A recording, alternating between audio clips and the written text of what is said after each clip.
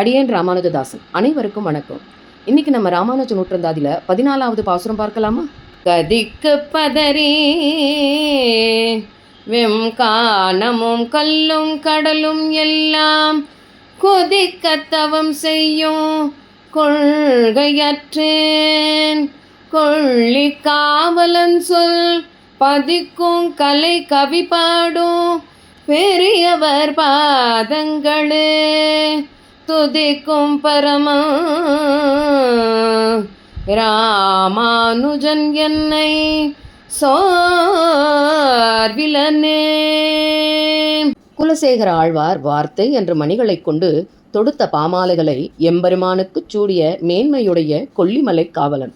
அந்த குலசேகர ஆழ்வாரின் திருவடிகளை துதிக்கும் ராமானுஜன் அடியேனை எப்பொழுதும் கைவிட மாட்டார். அதனால் இங்கே தாழ்நிலை அடைந்துவிடக் கூடாது என்று பதறி கொடிய காட்டிலும் கடலிலும் மலைகளிலும் தங்கி கொடிய தவத்தை செய்யும் அவசியம் அடியேனுக்கு ஏற்படாது.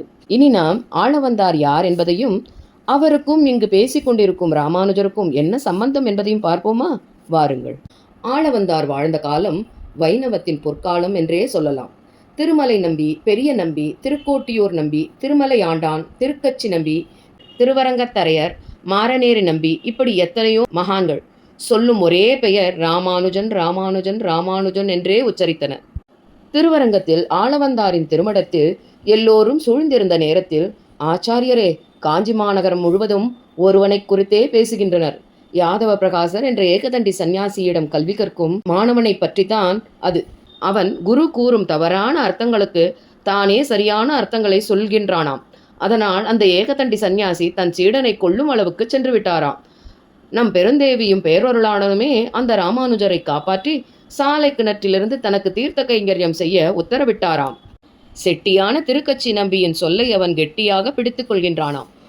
உமது நெடுநாள் விருப்பமான சாதிகளற்ற சமுதாயம் எவனால் கண்டிப்பாக ஏற்படும் என்றே தோன்றுகிறது ஆச்சாரியரே என்றனர். ஆளவந்தாரும், நம்மாழ்வாரின் திருவாய்மொழியை விட உங்கள் திருவாயிலிருந்து வரும் இவ்வார்த்தைகள் மிகவும் இனிக்கின்றதே என்றார். அடியேனுக்கு பிறகு வைணவத்தை காக்கப் போகிறவன் அத்திகிரியாளனிடம் வளர்கின்றானா என்றார் ஆளவந்தார். வரதனை விட சிறந்த ஆசான் உண்டோ? உடம்போட்ட தங்கமாய் அவனை கட்டாயம் வரதன் வளர்த்திருப்பான். இத்தனை பெருமைகளுடைய அந்த மாணாக்கனின் பெயர்தான் என்ன என்றார் ஆளவந்தார். ராமானுஜன் என்று பெரிய நம்பியே அவருடைய பெயரை சொன்னார். பெரிய நம்பியே, யார் அந்த ராமானுஜன்? காட்டில் அனாதையாய் நின்றவனை பெருந்தேவியும் பேரொருளாளனும் வேடுவர்களாக மாறி காப்பாற்றி இருக்கிறார்கள் என்றால் அந்த ராமானுஜன் பேரொருளாளனால் நம் சம்பிரதாயத்திற்கு அடையாளம் காட்டப்பட்டவனாகத்தான் இருக்க வேண்டும். குருவே தன் சீடனை ஒழிக்க நினைக்கிறார் என்றால் அவன் மிகுந்த ஞானஸ்தனாகத்தான் இருப்பான் என்றார் ஆளவந்தார். பெரிய நம்பியும், ஆச்சாரியரே, அவன் பெயர் இளையாழ்வான். நம் திருமலை நம்பியின் சகோதரியின் மகன்தான் அவன். அப்படி சொல்லு, அதான் முதல் காரணம். மாமனின் ஞானம் மருமகனிடம் இருக்கும். அதன் காரணமாய்தான் கைங்கரிய ருசி இளம் வயதிலேயே அவன் விரும்பி செய்கிறான். அது மட்டுமல்ல ஆச்சாரியரே, திருக்கச்சி நம்பியை தன் ஆச்சாரியனாக ஏற்று அவர் வார்த்தைக்கு கட்டுப்பட்டுத்தான் செய்கிறானாம். உடனே ஆளவந்தார், அருமை அருமை அருமை, அவர் தினம் வரதனிடம் பேசும் வரம் பெற்றவர். அப்புறம் சொல்லுங்கள் என ஆளவந்தார் கேட்க, ராமானுஜனின் தந்தையும் மிகப்பெரிய ஞானஸ்தர், வேள்வி செய்வதில் சிறந்தவர், அள்ளிக்கேணியானிடம் மகனை வரமாக பெற்றவர். தன் மகனுக்கு தானே முதல் குருவாக இருந்து கல்வி கற்பித்தார். தந்தைக்கு பிறகு யாதவ பிரகாசரிடம் கல்வி பயின்றார். யாதவர் ஞானஸ்தராய் இருந்தாலும் பிடிவாதம் மிக்கவர், அர்த்தங்களை அனர்த்தங்களாய் சொல்கிறவர். அது பிடிக்காத ராமானுஜர் எதிர்வாதம் செய்ய அதனால் கோபம் கொண்டவர் ராமானுஜரை கொல்ல நினைக்க நம் பேரருளாளன் காப்பாற்றி இருக்கிறார் என்றார் பெரிய நம்பி. அப்படி இருந்தும் இன்னமும் ராமானுஜன் யாதவரிடமே தொடர்ந்து கல்வி கற்க காரணம் என்ன என்றார் ஆளவந்தார். வேறொன்றும் இல்லை ஆச்சாரியரே, அவர் சிறந்த வேதாந்தி. அதோடு தாயும் திருக்கச்சி நம்பியும் தான் அவரை அங்கேயே படிக்க அறிவுரை சொல்லி இருக்கின்றனர். பெரிய நம்பி, அடியேன் ராமானுஜரை பார்க்க வேண்டுமே என்று கேட்க, ஆச்சாரியனே, அழைத்து வரச் சொல்லட்டுமா என்று பெரிய நம்பி கேட்க, வேண்டாம் வேண்டாம், செவிக்கினிய செய்திகளை கேட்டேன். அவனை அடியேனே நேரில் சென்று பார்க்க வேண்டும். அவன் வரதன் வளர்க்கும் அள்ளிக்கேணியானின் பிரசாதம். ஆச்சாரியரே, ராமானுஜரையே இங்கே வரவிழைத்து விடலாமே என்றார் பெரிய நம்பி. என்ன சொல்கின்றீர்கள்? அடியேனும் பெருந்தேவி பேரொருளாளனை சேவித்து வெகு நாட்கள் ஆகிவிட்டது. பயணத்திற்கு ஏற்பாடு செய்யுங்கள் என்றார். ஆளவந்தார் காஞ்சி மாநகருக்கு வந்து சேர்ந்தார்.